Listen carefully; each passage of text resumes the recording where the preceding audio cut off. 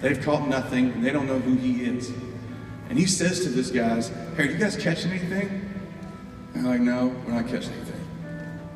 I say, why don't you cast your nets on the other side of the boat and you'll catch fish? Do you know the story? Have you ever had that kind of day at work? Oh, yeah, bro, because all the fish are hiding on this side of the boat. Thank you. Where have you been my whole career? Come on. The fact that Peter did it ought to get in your head a little bit. Somebody walks into what you do and says something as upside down as that. The fact that Peter did it means that Peter understood something bigger than fishing is going on right now. So he does it. And he has the biggest payday of his career. And then, and he leaves it there. Most of us would have been like, yo, Jesus, tomorrow, same time. What's up? 9 a.m., right? He leaves the biggest day of his career and follows Jesus. And then Jesus turns the rest of his world upside down, right? I mean, blind people aren't blind anymore. Deaf people aren't deaf anymore.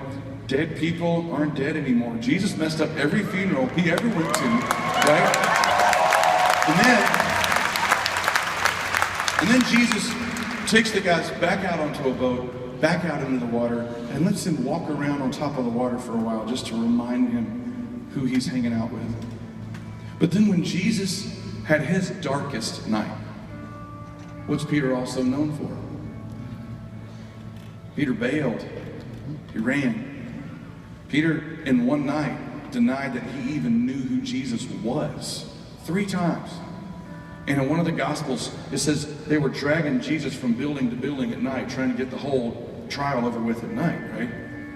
And somewhere in those being dragged through the streets, Peter and Jesus saw each other and locked eyes. John 21. In John 21, Jesus is risen from the dead, just like he said he was going to. And he's standing there with the disciples. He's living, breathing, talking, blinking Jesus right there. They're touching holes in his hands. He's with them. And in the middle of that moment, what that had to be like, I can't even imagine. In the middle of that moment, Peter says the weirdest thing in the New Testament. Man, I'm going fishing. You got a feeling you might know what he was thinking? Because I do. I think Peter was thinking, man, I had my shot. I blew it. He really was who he said he was. And I gave it all I had.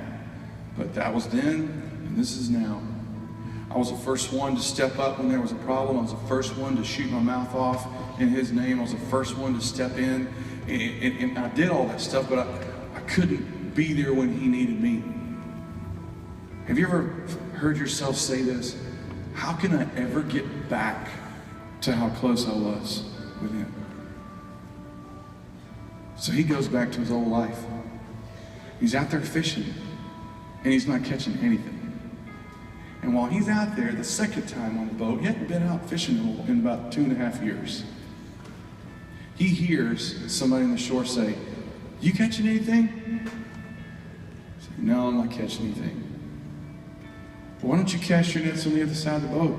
You'll catch fish."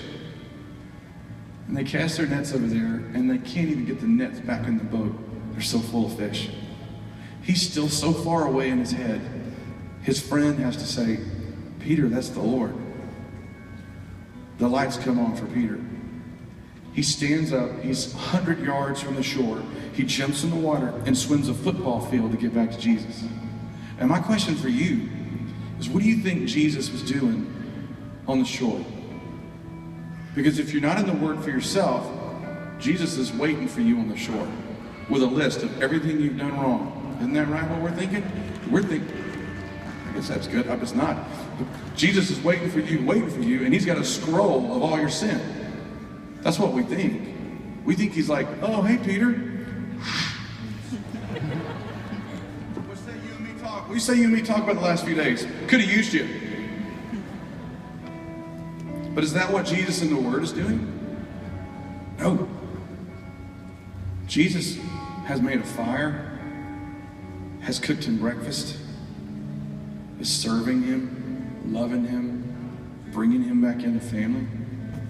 The fact that Jesus let Peter catch those fish again should keep you awake tonight.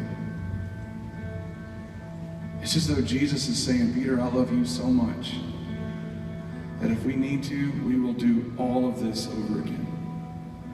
We will walk through every last bit of this. I didn't love you because you were good. I loved you because I'm good. Yeah? Your past is gone. This is now.